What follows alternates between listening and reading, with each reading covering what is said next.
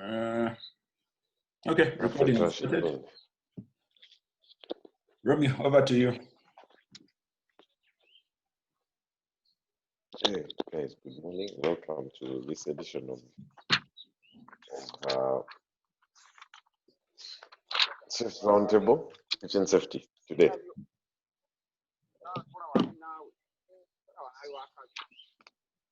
Cool.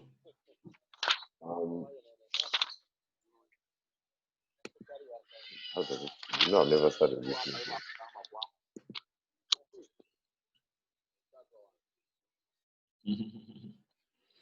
Well, the basic kitchen rule I think is it's recording. Yeah, it's recording. Yeah, I was saying. At the top here. one of the basic rules of safety in the kitchen is to wash your hands before handling food and after handling meat. That's what I know. And for those of you who are, what is it called? In the business of cooking for others, you need a fire extinguisher in your kitchen. I think from that, you can contribute as you like. I hear people put up their hands here. Wait. I'm actually now thinking about that fire extinguisher thing. There are very few kitchens I've gone on with a fire extinguisher.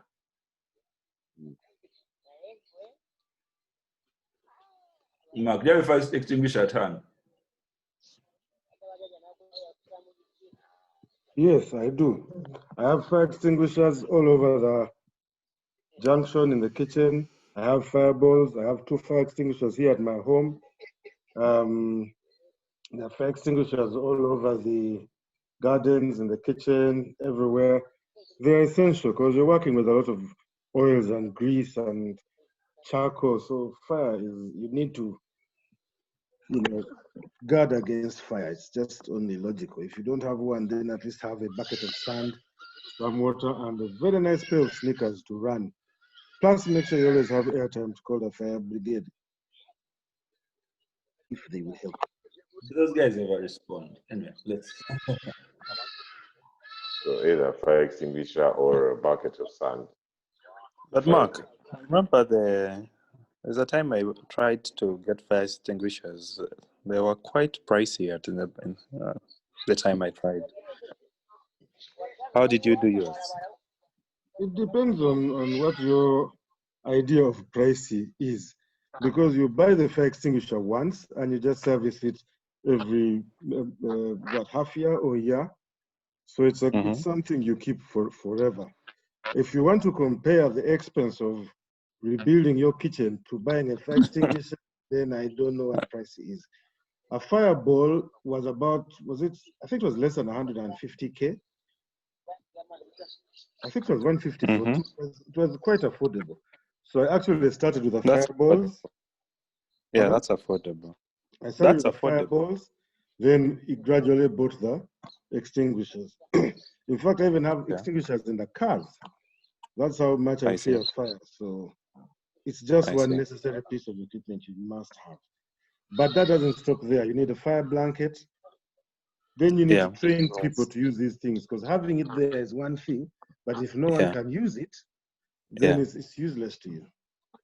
Yeah. But I suggest that just put aside money, buy one, then buy another, and you'll get them serviced. I think I still have a contact with the guy who supplied me. I'll share it when I find my phone. Okay. Yeah. Okay. If I may. Now me, I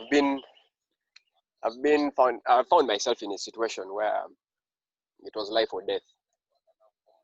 This was when I was consulting in Kigali, and the installation of the gas equipment had been done in a very poor way.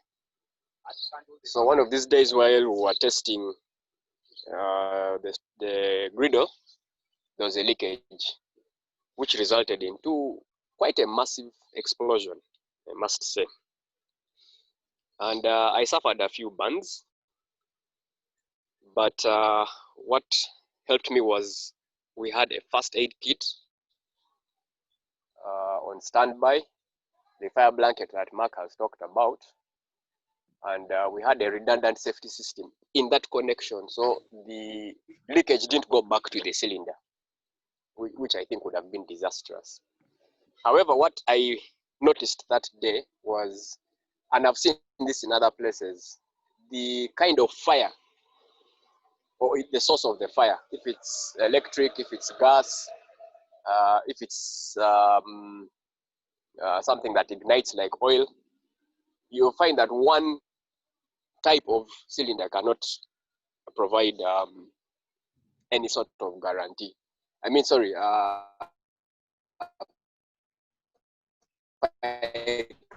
extinguisher.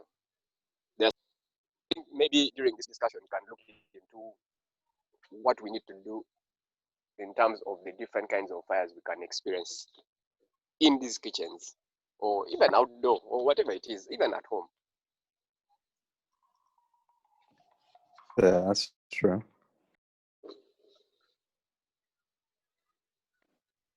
You know, speaking of fire, well, I've shared the number for my supplier there. I don't know if they're still in business because I haven't discussed with them for 2 years now. But going back to what Micheal just said, I remember one day I was having a nice drink here at the gardens, just, you know, chilling out. And one of the kitchen staff came running and told me the kitchen was on fire. So of course that was strange because I expected that person to at least pick up the fire extinguisher or do something to put out the fire because they are there, they exist. So I ran to the kitchen to pick up the extinguisher. And then I realized where the problem was, is that one of the tubes that brings gas to the range had developed a cut and it was right next to the range. So quick thinking, I just turned off the cylinder, right?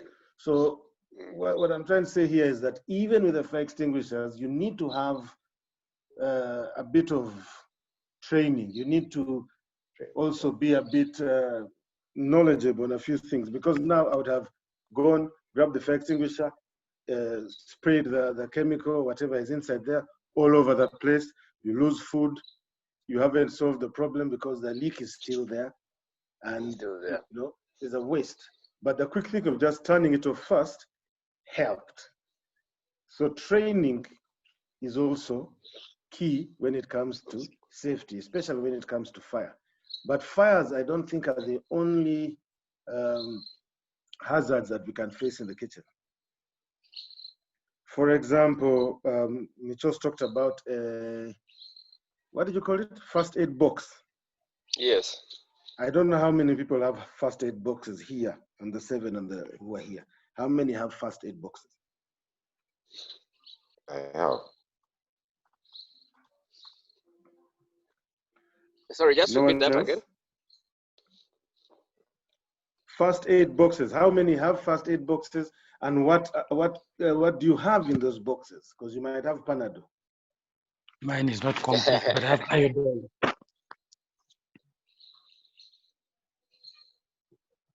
Okay. Plaster, magnesium, Panadol. There's that gauze thing. So mine is actually a box, like a shoe box with things. You see, that's another thing, because yes. Yeah, on top of what Moses has, I have what I found I think might be necessary one time, especially where burns are concerned. I have a pair of scissors to cut off clothing.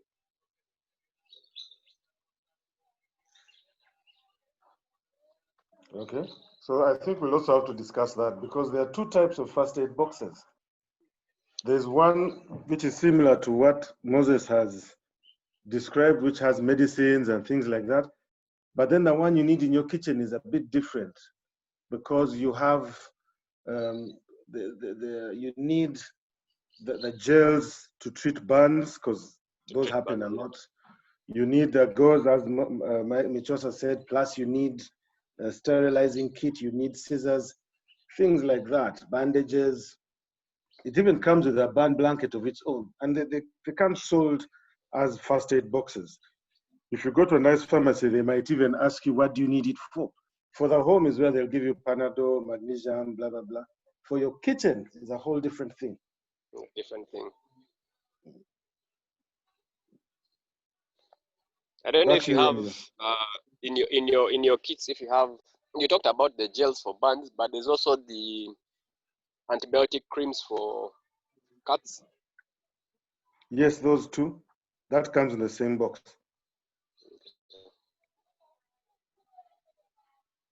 So the first aid box in the kitchen is totally different from the general ones we have. Yes.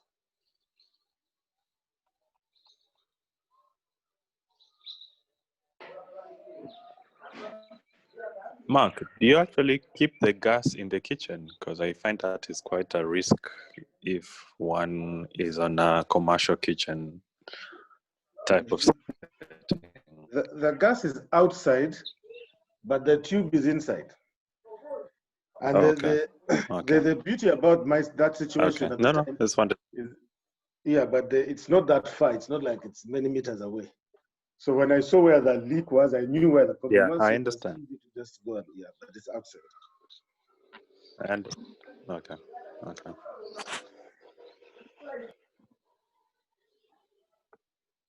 Okay, that's about fire.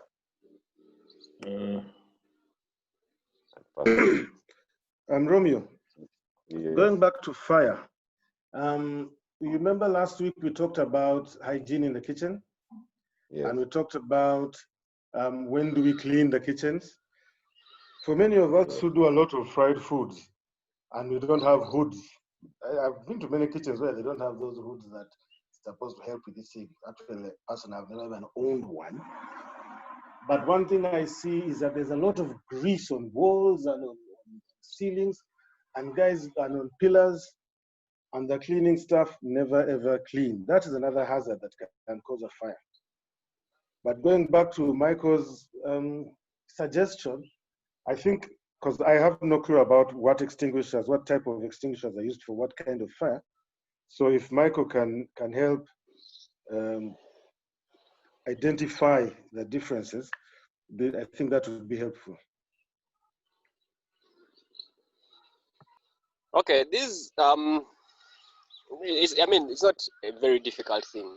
There are some fires, for example, if it's oil-based, you can't use water because the oil will simply float, and therefore the fire will remain active. So one of the key things about a fire is to cut off its oxygen supply. So based on, of course, the form is the most generic you can use. However, it may not apply in all cases, especially if it's an electric fire. For electric fires, you react just like Mark did with the gas. You switch off the source of where this fire has, come from. So if it's electric, if it's gas, switch off first, and then you can attend to the fire. Personally, I use two, or I always have two types of cylinders with me. That's the one that has foam, and then the other one has carbon dioxide.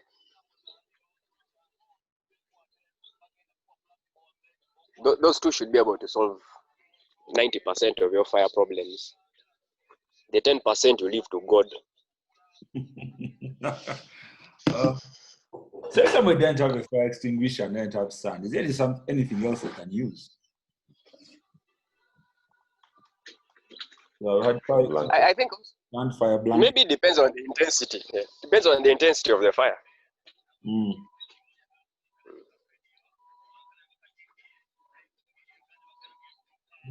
You can throw water at it, but if it's an electric fire and you have a switch off, I don't know. Water just messes. But Michael, some sources say that fire inside your oven is best put out with an extinguisher.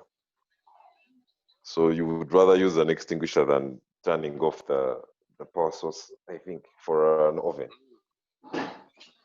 Yes, because I think also remember that in an oven, it's kind of contained. It doesn't really have much air to expand. But yes, I actually do agree with you. For an oven, you sacrifice your oven, you can clean it later, if not buy another one. But yes, you use a fire extinguisher with an oven. But just generally switch off first. So to prevent this grease build up, so that means somebody has to do thorough cleaning of their kitchen like every 3 months, 6 months. How often? Yes. Yes, you can find a way of installing grease traps in your kitchen. And Mark had mentioned the hood, which, by the way, is required by law. The what? Hood. The hood. Oh, the hood. Okay, no. What is the hood? Yes, it's required by law. Did you just The hood. grease trap? Yeah, it says grease trap and hood. And what are those?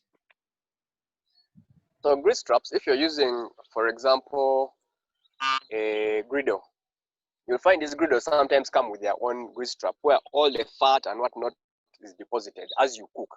Yeah. Then there are some in really well done kitchens where the grease trap goes all the way down a certain pipe out of the kitchen into a container that is specifically for collection of grease. With the deep fryers, if you have these big commercial ones, they do have grease traps as well. But of late, or what is common are the usual, these ones of cut where you go, you are checking your chips. Of course, oil is pouring on the side, which is another hazard because that now is a slippery floor that you're facing, as well as blockage of drainage and whatnot. So if you can fashion your own grease trap, well and good. You can get somebody to fabricate it for you, or you can look out for equipment that comes with this grease trap already. And that way you minimize leaving grease and oil and whatnot on walls and floors. Mm-hmm. Then for the hood that Mark talked about, this one will specifically help you with extraction of smoke. And for the walls, I mean, generally speaking, if you have grease on the walls, you have to wipe it. The extractor will not help you. The wood will not help you. But specifically to get rid of smoke and whatnot, because I have seen a person pass out from heat exhaustion because they were working in a very small kitchen with no extractor, and they got overwhelmed with the temperatures, so they passed out properly. You mentioned the wall, grease on the walls. Which are best? What would be the best paints for kitchen walls? Oil-based, water-based? Or is there another variant that we do, at least don't know about? Me, in my opinion, tiles.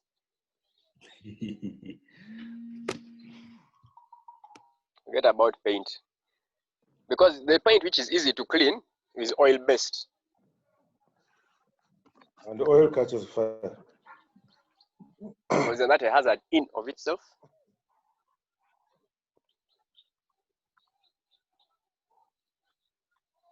Tiles in an ideal world are good, but in case you don't have, well, oil is easy to clean. Yeah. The other, oil paint is easy to clean, but you have to be really vigilant in your cleanliness. That thing of cleaning every 6 months maybe won't help you unless you're in your home where you cook 3 meals a day and not 200 plates of fries. Exactly. There's some deliberate, something that you're all familiar with. You've noticed some restaurants which don't open on Mondays. I experienced this especially in Nairobi. So we used to do our general cleaning every Monday without fail.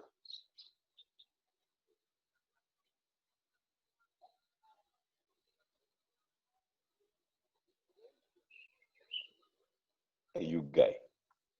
You are in Kigali. Now I'm here in Nairobi. What is next? You're going to tell us about Congo. Well done, well done. Thank you. Okay. Mark mentioned something that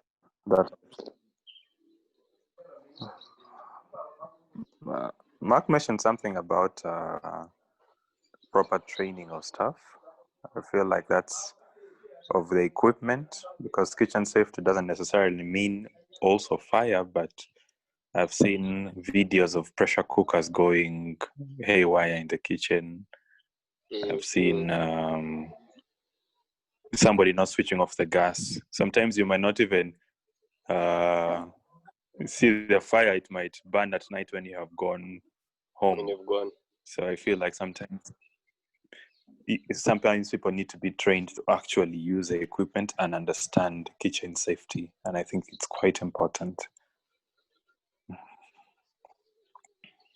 Yeah, kitchen safety is tight. Remember a time, Mark, at 40-40, that event, I actually got burnt because my staff, while I was dealing with the customers, the staff let the oil, they just left it on the what? On the fire, and instead getting to a level it was going to burn. So I had to rush and quickly get off the pan and off the stove, and in that process I got burnt. And I realized, I should have, that is part of the training that should have been given to these guys, to everybody there, to know that these are things you have to do, these things you have to look out for. Because sometimes it's just, even if you put all these things in place, if people don't know what to do in situations, you find there's fire extinguisher, but nobody knows how to use it. So when there's a fire, people are throwing water and things become worse. So they are running and telling the chef that there's fire in the kitchen. Yes. You might even find it has not been serviced. Yeah. So the things are not serviced like for 3-4 years.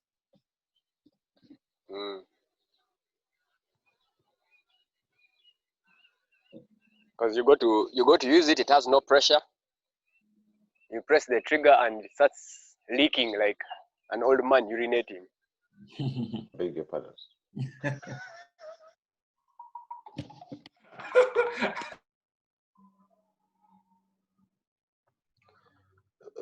Old man urinating, please explain what you mean, my friend.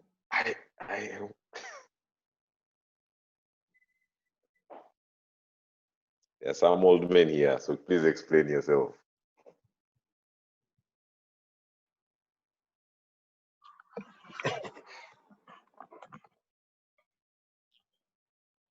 I think he has gone off. Romeo. Yes. We've talked about fire. We've talked about, what else have we talked about? Mostly fire. And training, we talked about training, and we talked about first aid kits, which also require training to use, by the way. But what about the chefs or the kitchen personnel? I've been to a number of kitchens where everybody is dressed the way they want to dress, and work goes on. Yes, food will come out. But then some floors are slippery. What kind of shoes are you wearing? Because now when you slip and slide, you knock into the chef, who cuts off his arm, then bleeds everywhere. Then the potter runs away, knocks the fryer, then you have a disaster because they're wearing the wrong shoes, because they're wearing the wrong, they're wearing silk shirts and things like that in the kitchen. I think we need to talk about this, and it's something, well, if you go to bigger kitchens, it won't be there, but in our smaller kitchens, I think even the managers and owners don't really give a damn about what the guys are wearing, as long as the food is coming out. So the question here is, what are the best shoes to wear? What is the best attire to have on while in a pro kitchen? Okay. We are encouraged to wear flat-soled rubber soles, which will give you some grip to help you maintain your balance on wet floors. And preferably, if you have covered shoes, which will help protect your toes from utensils that may fall, like sharp knives or cleavers. Imagine if you're there in your sapato and a cleaver falls on your toe.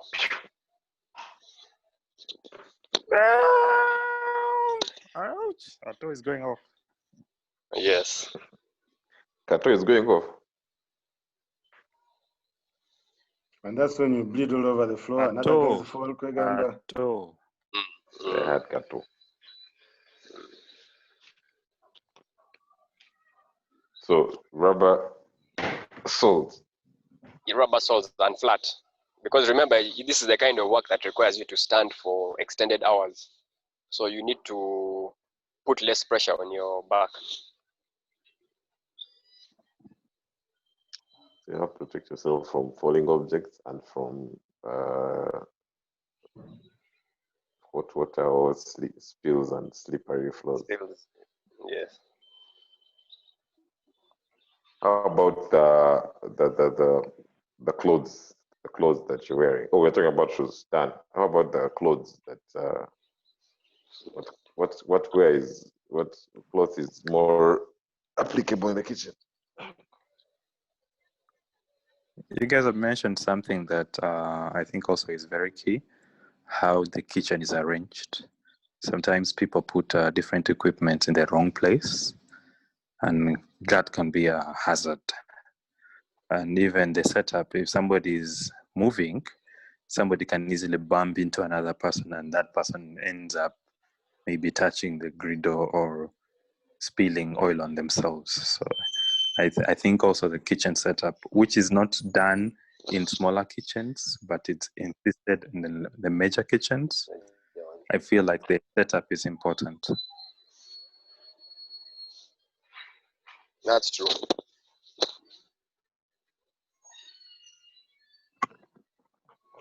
When it comes to clothes, I believe the tighter fitting cotton clothing, the better. Because if you're moving around in a free-flowing kanzu, for example, the chances of you catching yourself on fire are higher than me who's wearing, even if it's a tight-fitting t-shirt, not really a proper chef's jacket.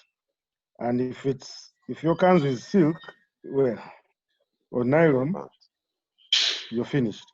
So I think in terms of clothing, you need tighter cotton clothing, hopefully one that breathes, so that you don't get too hot inside the kitchen. Then yes, James, you're right when you talk about kitchen setup, but there is no particular standard on how a kitchen should be set up. We know that hot points need to be together, but in terms of arrangement of your kitchen, Mark, I mean, if you're all left-handed chefs, by some fluke of coincidence, there's an architect here listening in, and is like, yeah, there are standards on how to do the kitchen to make it safe. Yes, but I'm saying not all kitchens look the same. You understand what I mean? For example,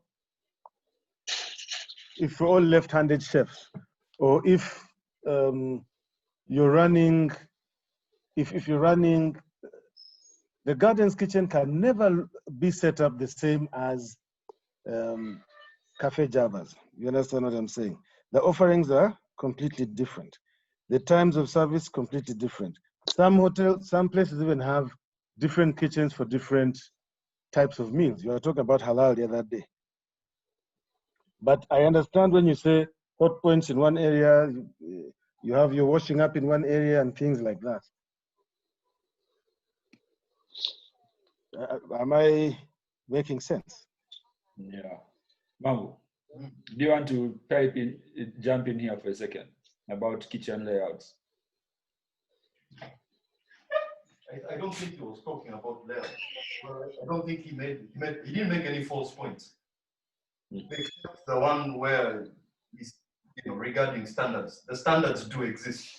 Whether or not they are met are another matter. Let me give you a general example.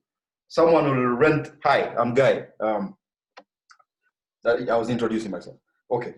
someone will say either rent a premises or something like a garage and say, okay, I'm going to use this as a kitchen. And then they will just go off and, and what's the word? Guess the dimensions of this and that component and invent a layout for themselves, unbeknownst to the fact that there actually are basic standards. And those standards are developed over centuries of best practice, and they include safety. So I guess, one of the common problems is people are operating in kitchens that were not well designed to begin with. So going forward, dear chefs, hire us to design your kitchens well for the sake of safety. This one has turned it into an advert for himself. But yeah, I'm guessing that when we're doing, which is good, guys, because I was also going to ask a question here. We need people. One of you guys needs to set up a shop to provide equipment, provide the shoes, provide the clothes, provide the hats, provide the knives, provide all those things, so that we know I'm going to get the right equipment from somebody who knows what they're providing, not just walk into any shop and buying the first pair of black Crocs that look nice. In that same sense, we also have maybe get architects and other service providers involved when we're designing these kitchens. Interestingly, I got 2 of those guys to come and help design a certain kitchen somewhere. And if I show you what they came back with, just know that the decision was made to go to Nairobi and bring somebody. Please share what they came up with.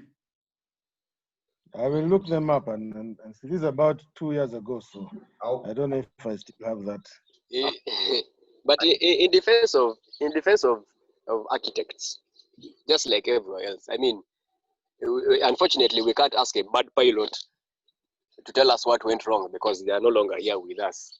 So in every sphere, you're going to find somebody who's not good at their work. I agree 100% that, like you, Mark, I've done outlays for kitchens, but I always take that plan to an architect. But when you take it to the architect, do you accept his recommendations or you just bulldoze through and do whatever you want anyway? Which is the common practice? No. Yeah, I actually have a lot of respect for people who are, in their field and they've really taken time to study what it is they are doing. And there are some who have actually discovered what would have actually been a design flaw if I had insisted on doing it my way. So you just have to give it up to some of these guys. They're brilliant at what they do. Very often people build first and decide what to do with that space later. That's a very dangerous way to invest, millions of shillings into infrastructure, including kitchen infrastructure. So, if you're going to develop a restaurant, it's important to have the concept of the restaurant and have your menu before you design the kitchen, because different menus and will demand different specifications and different foci. And that's what you just said, Guy, is exactly what I meant by there is no standard kitchen. It depends on a number of things, your offerings and things like that. True.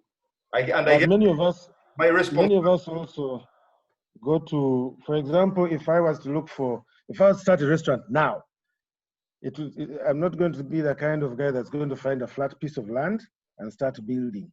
I may have to convert an already existing building. So there, that's when the architect comes in, that's when the designer comes in and you say, listen, I've found this space, but this room, I want to use this room and that room. How do we merge the two better? Then he comes up with his designs. But now, when you say architect and I say designer, there are 2 things involved here. There's an architect who builds the building, and then there are those that actually know how to arrange the kitchen setup which I think Guy is one of those. Are you an architect that builds buildings?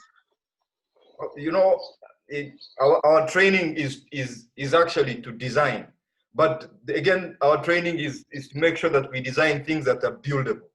So I guess that makes us both things. But you're right when you say that people, you know, people have different strengths. Yeah, well, I guess I can leave that at that. I hope. Okay. And just coming to you back to Guy. Tell us about, we just had a discussion on paint versus oil paint versus the other paint versus tiling. I want to throw in another dimension of the floor itself. Can you please advise on what materials are best? I agree that tiles are the safest and the most cost-effective walling solution for kitchens. Paint, it is possible to procure, you know, paint that will endure very high internal temperatures, but that will be at an extra cost. And even then, painted walls have the disadvantage of not being that easy to clean. And yet with tiles, it's very easy to clean, it's easy to maintain, and nobody wants to work in a dirty kitchen. So I think that tiles are the most efficient and the most cost-effective solution. For the floor, I think that, you know, non-slip floors are the best. But also you want to factor in a sense of durability. You know, you want to do a flooring that is durable. So I would not frown on the use of, say, terrazzo in a kitchen, because also it is very easy to clean. And if someone is, like I overheard earlier on, you know, people discussing footwear. If someone is wearing proper footwear, they're not going to slide, you know, in a room that's finished in terrazzo. So yes to floor tiles, but I think that from a durability point of view and easiness of and purely hygiene point of view, I would be very happy with a terrazzo floor for a kitchen. And, you know, except, you know, but even in I've not entered hotel kitchens much, but I believe they also focus on that. Yeah, there are other, you know, options like epoxy, you know, surface finish, but those ones, you know, cost significantly more, and I can't comment on their durability, and, you know, so because maintenance is another matter altogether. You want your kitchen to serve you for as long as possible with minimum cost maintenance. Yeah, I don't know if my submission is sufficient. It was. Thank you very much. Although I don't know what epoxy is, but I'll Yep, it was. It too, I didn't know what he meant. What is this that you have talked about? Epoxy. It's a translucent, transparent, rubbery, you know, surface finish that's usually, I think it's well, I can't speak to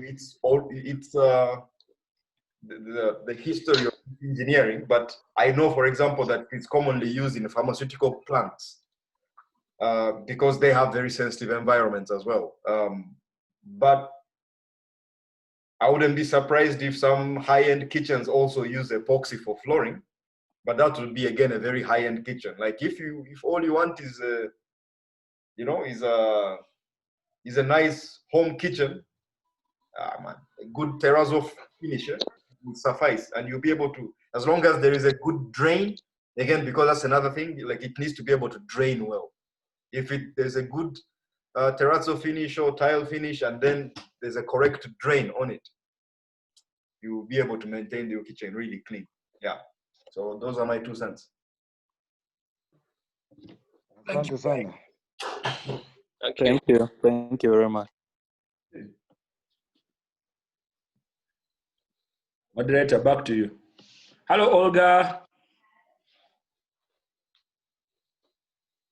Hi.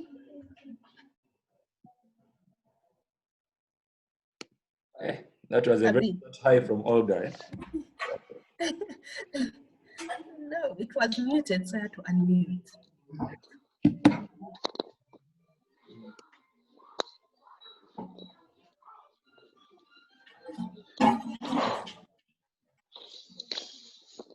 Romeo. Moderator.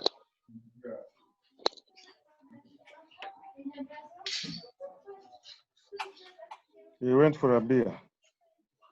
Oh my, hey, I'm drinking a beer today. No, I have a meeting. I have a meeting I have to go out for.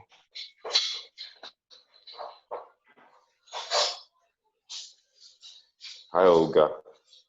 Hi. I like the name Olga.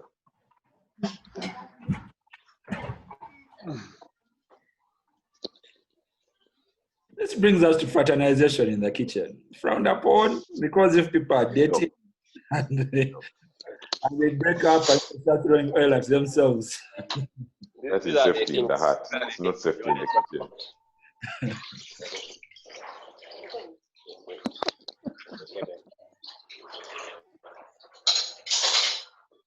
The heart wants what the heart wants.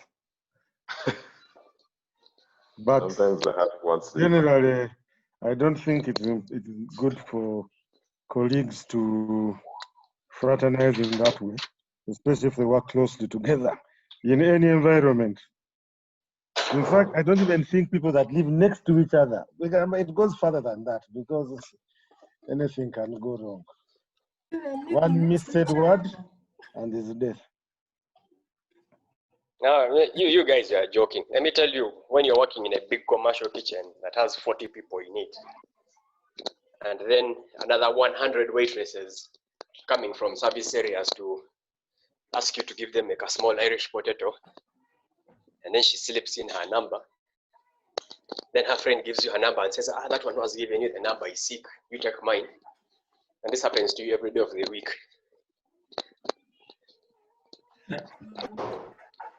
Yeah. So are you suggesting that Olga slides me her number? What are you saying? Because all I said is I like her name and check where the conversation has gone.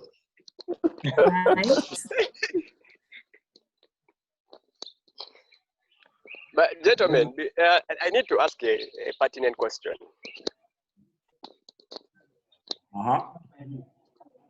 If I was to ask how many of you here who are practicing have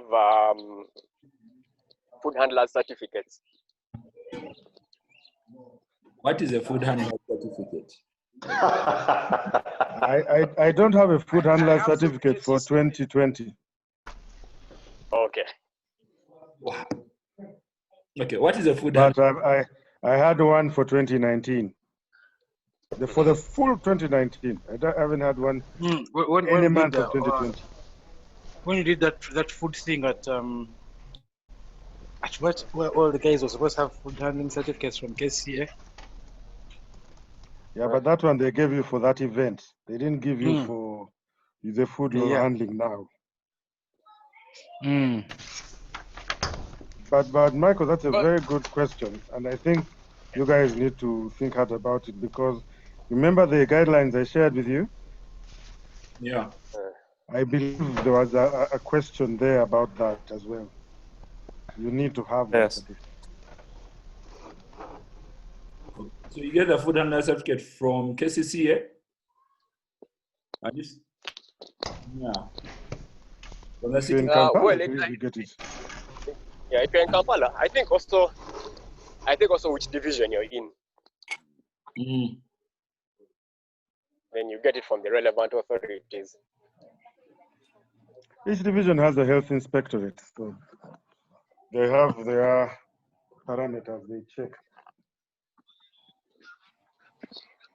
Okay, so if you're out, so for every district or city you're in, you need to go to the food department there to get the food handling certificate. Yes.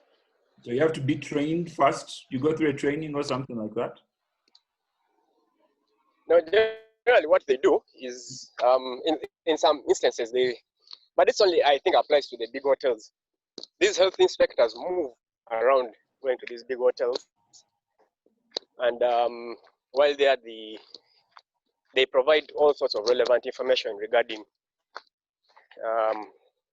what we're supposed to look out for as people who handle food. And these are the common things, the foodborne diseases and whatnot. After which they will explain, if you're a first timer, the need for attaining this certificate. So to be able to attain it, they'll test you for worms and all sorts of other diseases. I've seen cases of even HIV being tested for. And once you're passed, then they issue you that certificate on an annual basis.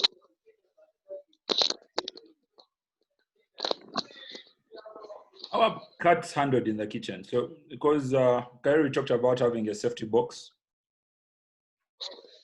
So, like if somebody cuts themselves, you kick them off until they have stopped bleeding. Or Cuts and burns around them. I've seen some people just throw vinegar on it and continue working. I believe that box, if it's a minor cut, still that is bleeding, if you have the requisite material in the box to clean, sterilize the wound, cover it with the plaster, and then wear a glove on top of that. If it is something major, you immediately rush to a hospital. And I can give an example of a colleague of mine who unfortunately lost 4 fingers at once while using a bandsaw. It's 4 fingers? Yes, 4 fingers. He's now permanently a movement guy, if you know what I mean. Oh my God. And then because he had been dodging some of these tests, when we took him to the hospital, we subsequently found out that not only had he lost his fingers, but he was diabetic as well. Shit. So the man's career ended like that. But is there like safety training before using all those equipment, or people just use for, like I've seen Abid use it, it's easy, even me I can do that, or there's actually training, because that's a real hazard to someone's health. It is, and this happened in the, if you've had the opportunity to go to the Imperial Royal Kitchen, they have an in-house butchery with specific guys who are trained for butchery. But this guy decided, he was one of those guys who likes doing things himself. And unfortunately for him, that's the way it went.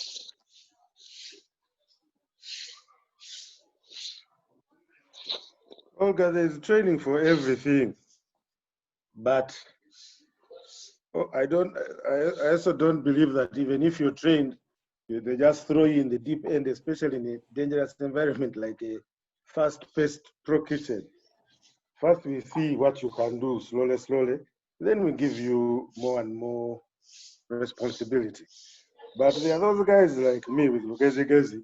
I want my cut now. I rushed with him because I saw Abid using it. That's where I lose my fingers. And the wiseacres who be like that, what do you do for them? As in, should they actually still be allowed in the kitchen? Or train them. Because train them. If there's one thing I've learned over the last 2 years, is not to fire somebody because they've made a mistake. Not to fire somebody because they have overstepped their initiative bounds. What I do is, if you show interest, I train you. Then we take it from there. Just the whole thing about life, just train the person who shows interest. If they can do it, they do it. If they can't, they move on, because there are so many other things to do. Okay. Yeah, that thing that you have said about not firing staff. Yeah, that's another thing that I also do. Like when somebody makes a mistake, you tell them what their mistake was, train them, and then they continue. So that Then next time tell them that they should ask or have, if they're interested in something, if they're unsure of what they want to do, so that you at least build that initiative. Takes a bit of time, but I think we have, yeah, we have a responsibility for those of us who employ. For those of us who employ, we need to, from the very beginning, be able to understand the weaknesses and the strengths of the people that we employ, so that our training is geared towards a specific thing, so as to reduce on the amount of time spent trying to make somebody do something that they clearly can't.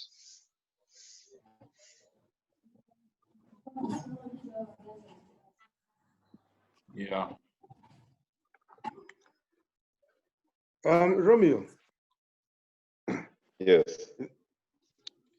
There's something we haven't talked about, and that is equipment handling and storage. Equipment handling and storage. What I'm talking about here is, how do you store your 80 knives that you have in the kitchen? How do you keep that table saw not still sharp? Things like that. Because I've seen kitchens where they have those metallic strips on the walls. Then I've seen others where they just throw them on a table. They all become blunt, you know. So that's also part of your kitchen layout setup discussion. Okay. Actually, just to add on to what Mark is saying, a blunt knife, much as it can still cut, is a hazard in its own. Yeah, because a lot of accidents have been a result of you're using a blunt knife, which means you need to use a bit more force or energy, and they tend to be silly accidents that occur. So it's important to keep your knives sharp. And how, the question Mark is asking is, how do you maintain these knives? Personally, I don't keep my knives bunched together. I always keep them separate. So the magnetic strip, or if you have a sheath for each knife, or if you have that wooden block with the slots.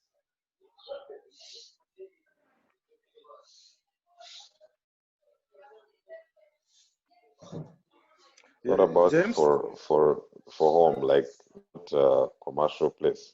How do you keep the knives? Knives are knives. Whether you're using them at home, in the bush, or in a pro kitchen, they need to be kept sharp, carefully, and away. Because I have, for example, I have knives in my house, which are used by anybody that wants to cook. And I tell them it's their responsibility to keep them sharp. They shouldn't, when I use a knife, I don't throw it in the sink. I clean it immediately and keep it away in its sheath or in its drawer or away. And this is home. So I also have my own knives, which I know are my responsibility, and they're always sharp. So a knife, keeping your knives, it doesn't depend on where you are. A knife is a knife. If it's blunt, it will cut you either way. It will slide off that tomato and take off a bit of your fingertips. Okay, so there has to also be training on how to use knives, I think. Because I don't think the knife you used for cutting meat is not the same you use for cutting, for peeling Irish. No, there are different knives for different applications. And that is not a contamination thing. It's just that the different knives. You see, for example, if I'm not using a potato peeler, I can't use a chef's knife to peel potatoes because it's too big. My hands are not that big. So I always have a smaller knife that I use, and I find them faster and more accurate with the cutting. And then when I'm cutting into beef, I have a different knife than the one I use for pork, which is interesting. I don't know why, but that's how my knives are set up. For beef and for pork are different, separate. Yeah, for some reason, I don't know. I just find it makes no logical sense, but I feel more comfortable using a cleaver to cut beef and then a chef's knife to cut pork. I have no idea why, but that's what happens in my life. So, Mark. Yes. What you're going through is muscle memory, and it has been subconsciously forced upon you because remember, these animals have different, the texture of the meat is different. And as far as texture of meat is concerned, pardon? You have to be comfortable with what you're doing. Sorry, Micheal, I missed what you're saying. I was saying, it's your decisions are made subconscious. When you're cutting beef, it has a different texture from pork, for instance. So you remember in your motion, as you use your knife, or as your knife skills keep improving, you'll find that you're able to cut a better way, a bony member like goat or fish, for instance. You've seen the deboning knives. You see how flimsy they are. They bend. Yes. So they bend according to the shape of the bone that you're trying to remove the meat from. I know people who are very comfortable, for example, dicing onions using a cleaver. I've seen those too. So, yes, as opposed to a knife. So sometimes it's about your comfort zone, and you're able to produce your best work using a piece of equipment that suits your cutting style.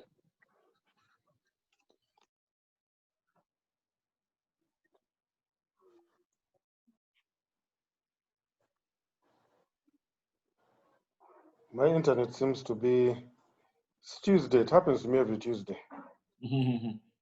Yeah, Moses has been prepared today. To Uganda. Today's internet is going to be shitty because of your, what is it called? Munange, now Connection. everyone, these are topics that I cannot relate to, and we have the pros on board. So let them tell us. But I'm listening. Just also supplement what Mark was talking about. An area that we haven't touched on as far as health and safety is concerned is the very, very, very big, ugly thing called cross-contamination.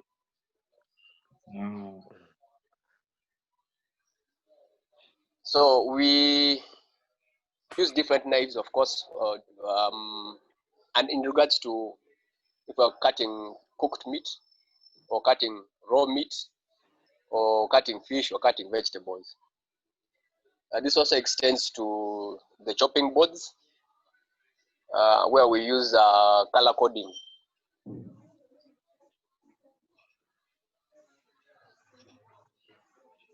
Yes, expound on that color coding. So for color coding, there are some generic rules, but generally speaking, I don't really. I just use. I'll buy my set of boards, 5 of them.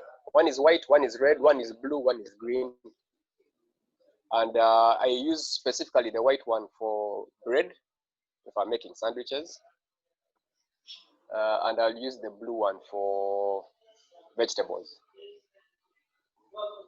Then for fish, I'll use yellow, and then for beef and chicken, you can use red. Fish, because of the taste and smell it tends to leave behind, should also have a separate board for it.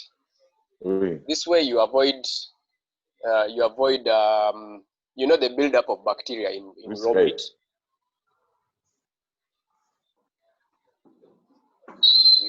Yes, go on.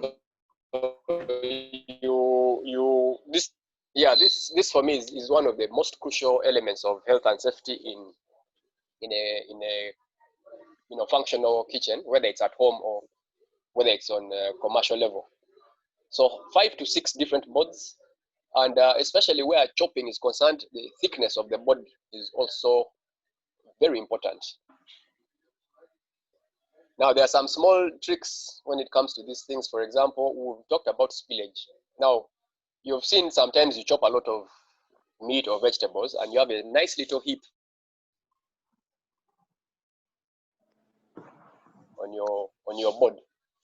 That slot that everybody uses for hanging the board can actually be used as an outlet for what you've been cutting. This way you avoid spillage on the sides.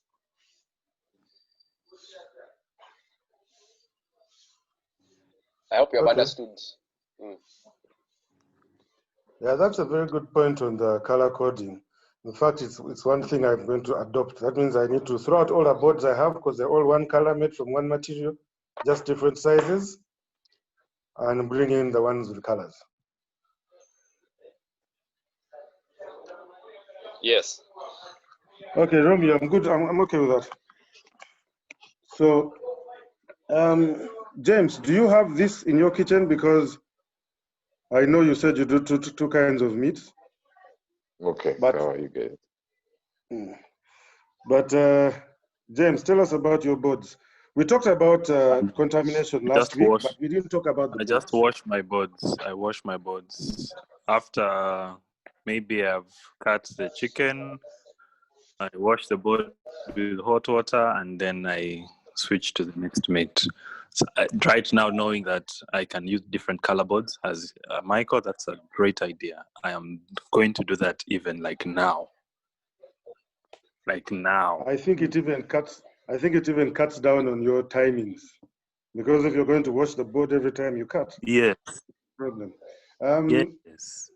Talking about boards, some time back I walked into. I've been many times. People invite me into their kitchens. I don't know why, but they do.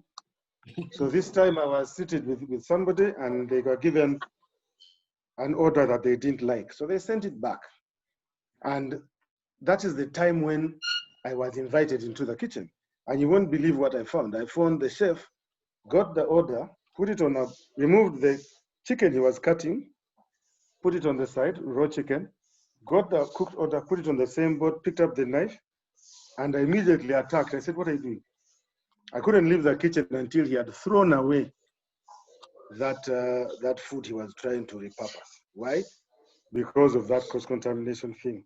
Now, if he had different color boards, maybe it would have turned out differently. So thanks, Micheal, for that. Abid, how are we doing for time? We should be winding up now. I think we said at 10:10. So maybe we can wind up like 5 minutes and also determine the topic for next week. Okay. Is there anyone else who wants to chip in on anything to do with health and safety in the kitchen? Something we've not touched yet upon. Yeah. Is Guy still there? Yeah, Guy is here. Guy. Yes, please. Is there anything you want to add to kitchen safety? Earlier on, Michael talked about somebody passing out because of heat intensity. Yeah. So what about aeration? Tell us about aeration. Yes, ventilation. It's yes, ventilation. It's very, yeah. I overheard that. It's funny because earlier on I was about to ask Abid, why don't you wear your earphones so that you can concentrate better on your code? Then I started hearing very interesting things. Anyway, so yes, it's very important for kitchens to be properly ventilated, but not just ventilated, but also, you know, properly netted against vermin.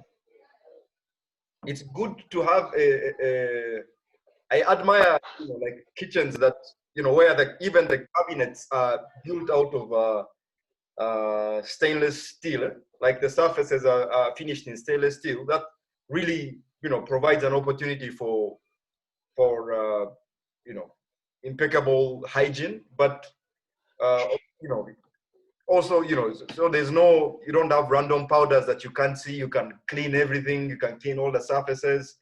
And then if you have and you know, like maybe you have storage facilities for fresh produce, potatoes, matoke, you know, whatever, you know, carrots, etc.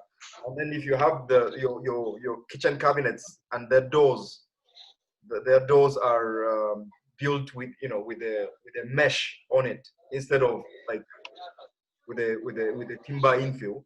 So that allows the cabinet to breathe, and then your produce doesn't rot too quickly.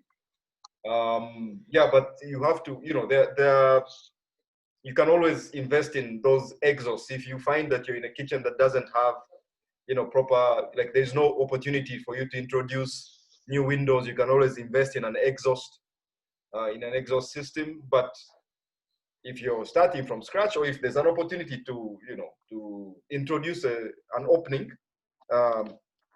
please have windows so that, you know, it can be properly ventilated. But also you need ventilation fans every so often, especially if it's not a domestic kitchen, and then you have a lot of heat being generated. Your ventilation fan can help regulate that internal temperature very easily, and at a very little extra energy cost.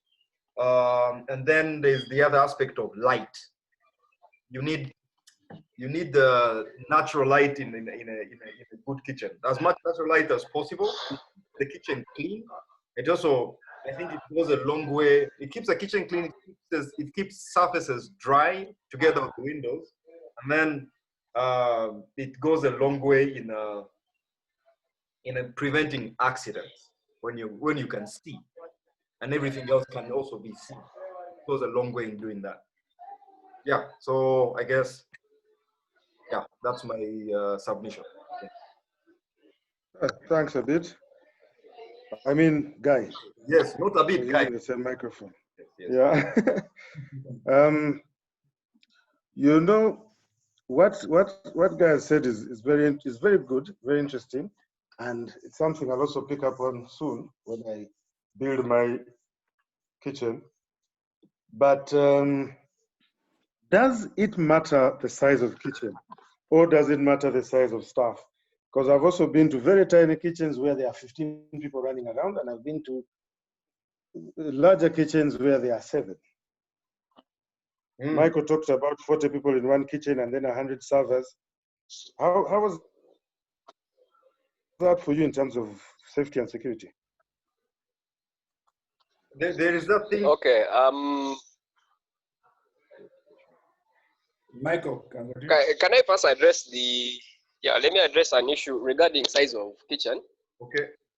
Now, normally, a restaurant kitchen is 25% of the serving area. Yes. And earlier on, we had talked about when you're designing these kitchens, there should be some sort of aisles in which 2 people can pass by each other. Yeah.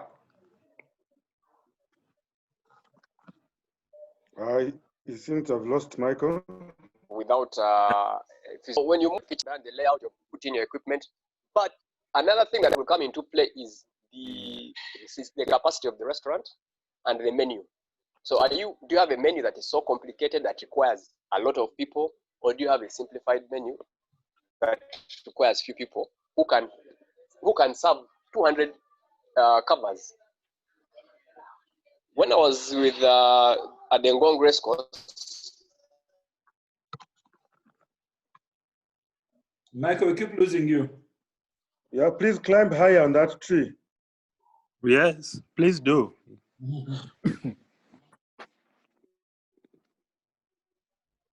We have lost Michael.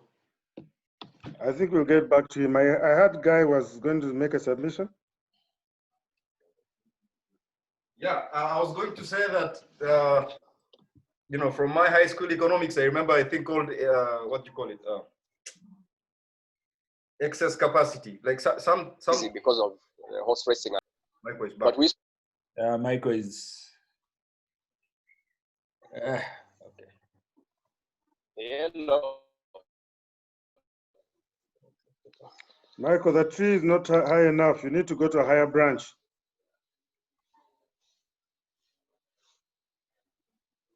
I believe Guy was talking about economies of scale.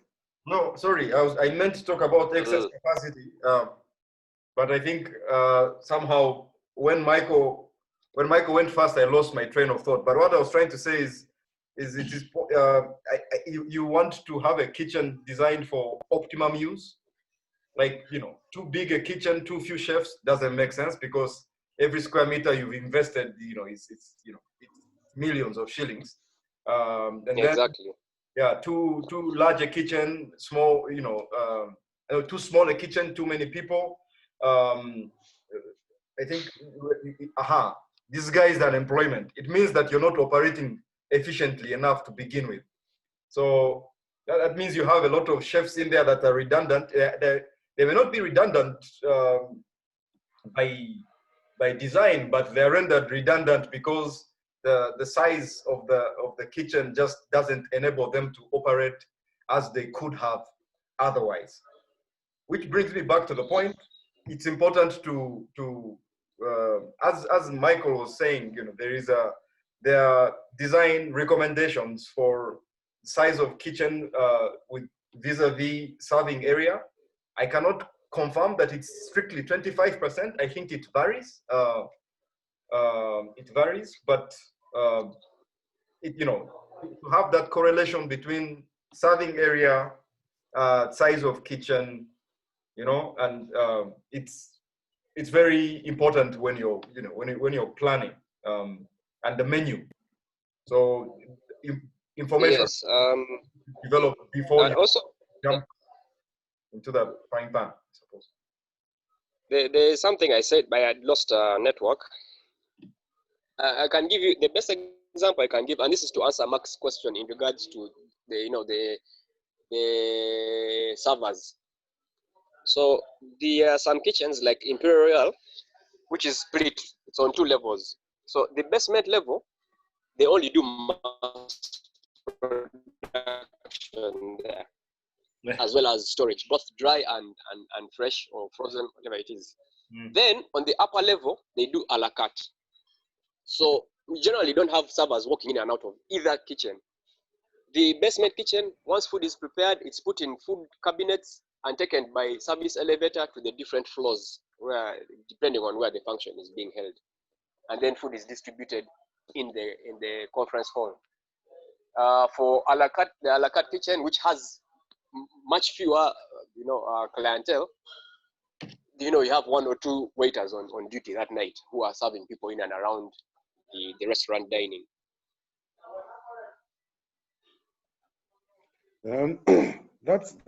That brings me to another thing. One thing I noticed, for example, at the gardens here, I put a strict rule: when I'm in the kitchen, no server enters the kitchen. I receive your orders, I prepare them, I place them, I call you, you pick them. But when I'm not there and I come for a quick inspection, I find servers sitting in the kitchen. Some are eating, some are handling this. And I'm like, what are you guys doing here? Your job is front of house. Go and serve. Go get orders. Pick orders and take. You don't need to, because once you're here, you're taking up space, and the guys who are actually cooking can't, function properly, and there are mistakes made. How is it for you, James? Before we wrap up, I think we'll take a few minutes with you, then we decide on the next topic. Sorry, Romeo had to leave, so he asked me to take over. That's why I'm here. James? What part of staff and the food boundaries?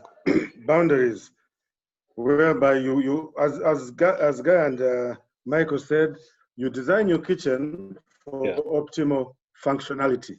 Yes, so, I always felt that they need to be accountable. You need I don't know why you can call it a small window for staff to give the order and to receive their orders. That way they stay outside. And that is how I operated. I preferred that. Yes, a service window, thank you. I preferred that to the staff entering. Like, they were such a mess. If they're entering, it's when it is a low time, or it's time for lunch. They're coming to pick their lunch. But when it is time for work, no entering the kitchen. Give your order, either go back and serve or come back and wait for your order outside. All right. That's how I operate. I preferred that. And I insisted on that. Even when I was not around, that was the case.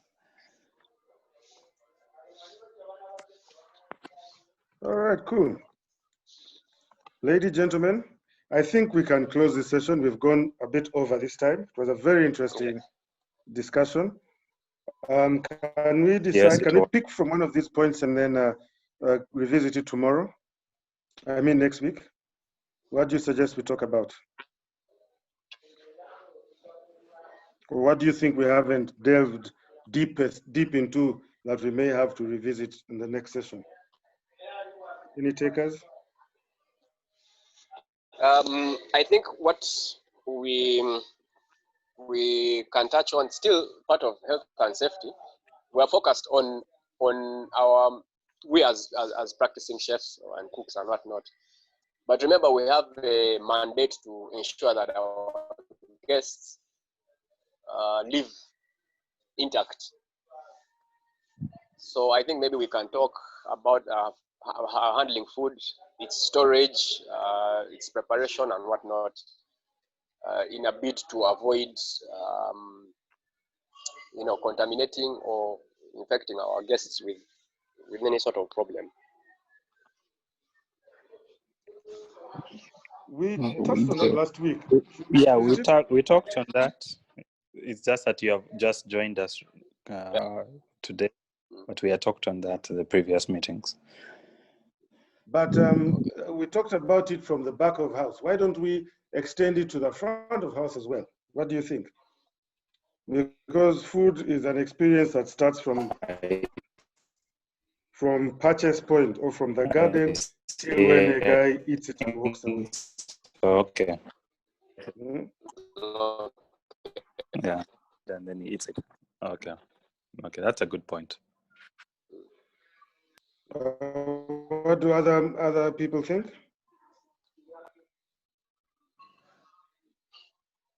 Yeah, I think Abid, Moses, I also agree. Okay. So that will be our topic for next week. And who shall we ask to lead that discussion? Any takers?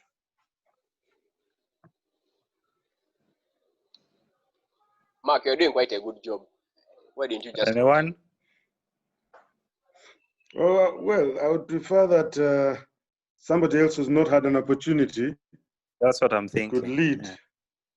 Yeah. That's what I'm thinking as well. And prefer Olga because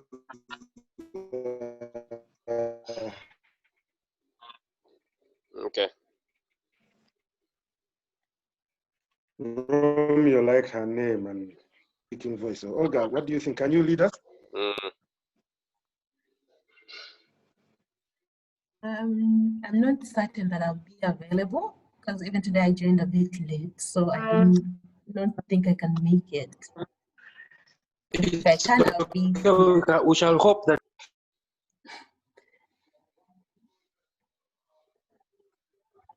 Then, Michael, what about you? Yeah, me, I don't mind at all. All right, cool. Then there we have it. So we'll reconvene Tuesday at 10. All right. Abid will at 10. The same, yeah. So Okay. thank you guys. It was a pleasure on board, especially from a consultancy perspective. Yeah. Right. So have a nice week, people. Bye. All right. Bye-bye.